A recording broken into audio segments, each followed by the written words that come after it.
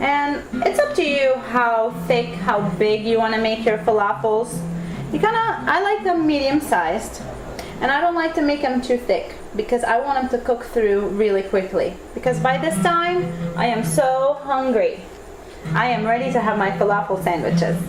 All right, let me show you how I do it. Now, if you're just gonna press it like that, there's some areas that are gonna be thinner and some areas that are gonna be thicker. The way I like to do it is I like to use my thumb as I rotate to taper the ends. That way, my whole falafel patty is the same thickness, and it's gonna take pretty much the same amount of cooking time to get through from the sides to the middle.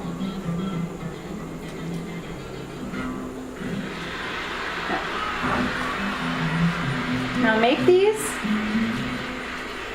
and mine are just a little bit, still a little watery. That's because we are doing this episode and it needed maybe a little more time to rest. And I'm going to try to keep them the same size, the same consistency, the same thickness, because I have my oil right now heating up in my Fry Daddy.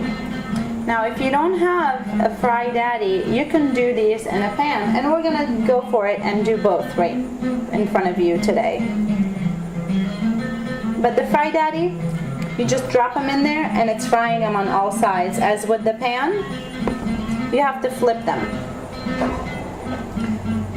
And if you like to fry once in a while, they're really not a bad kitchen utensil or tool to have in the house.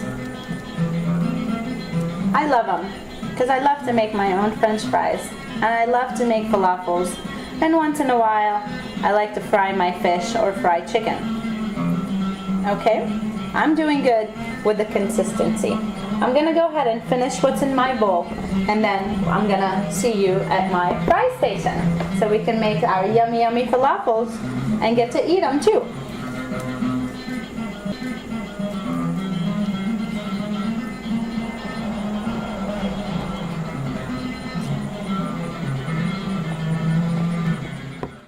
Let's talk about oil for just a second.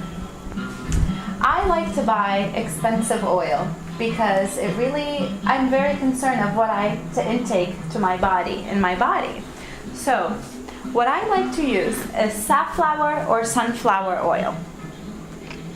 And they come in salad form, low heat or high heat.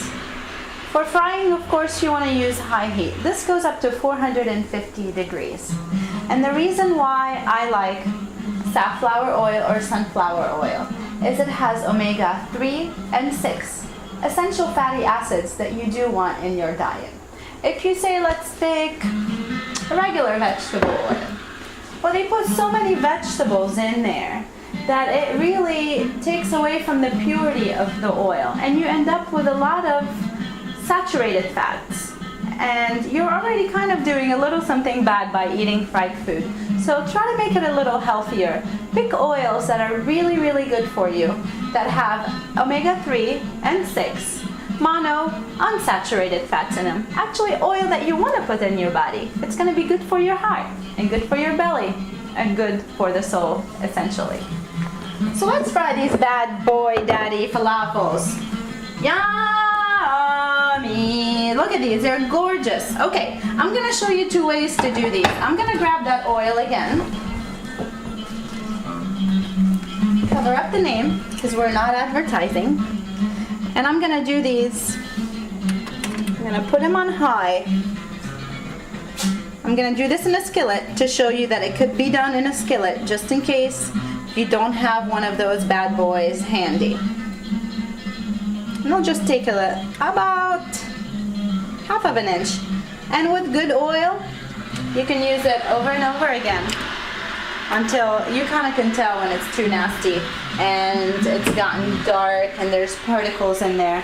What I like to do is I usually store my oil separately. I have fish oil and I have regular oil.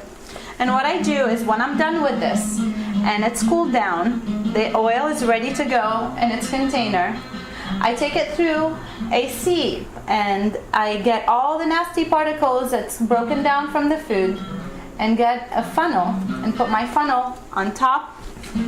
Most of the time I reuse these guys. I put my funnel in here and then I pour my oil in there. And I'll clean my fry daddy. And voila! You have oil to reuse over and over. And when it's expensive to buy, you kind of want to use it as much as possible.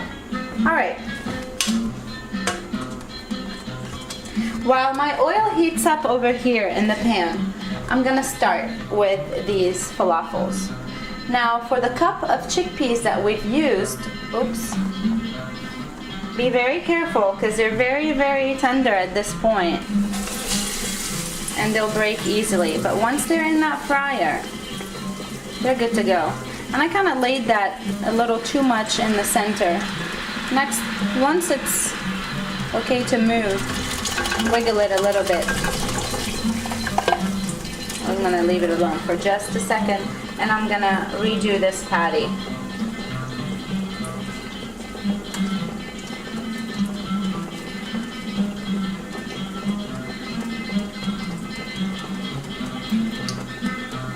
You can also put the mix in a strainer if it's a little too watery.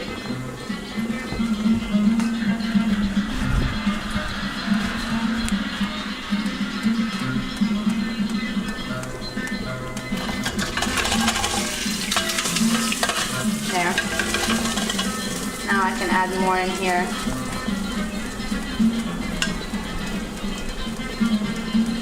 Careful. Lay them very gently. That way you won't get splashed with the hot oil. Now I got 3 going here. The way to test your oil to see if it's hot is put a little of the falafel mix in there or a little water, and if it bubbles, then it's ready.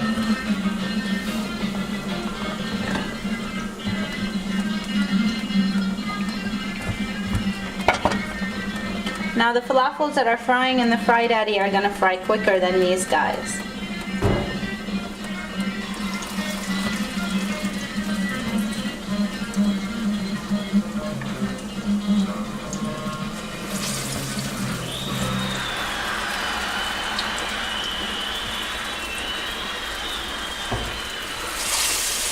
If your mix is not sticking together, you can go ahead and add a little flour or cornstarch, and that will hold it together. Some people can use eggs too, but I like to keep mine all vegetables. You want to give them a little room to cook, just like that.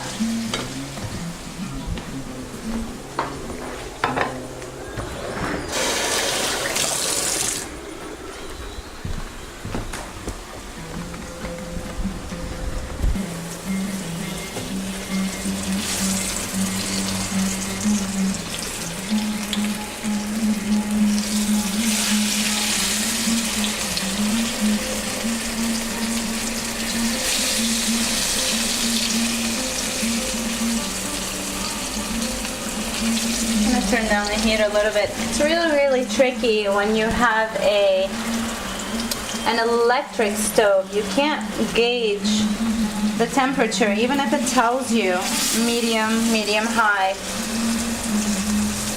It's really so much better to use gas ranges than electric.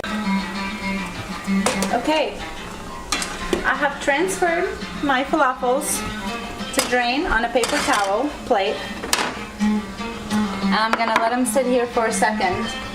In the meantime, I'm gonna get those French fries ready to go. Now we've drained our French fries. I'm gonna put them in the fryer. Actually, I'm gonna go ahead and put all of these in there. And what we're gonna do here is I'm gonna show you how you blanch French fries. 350, 375 oil. Drop them and kind of step back for a little bit, that way you won't get splattered.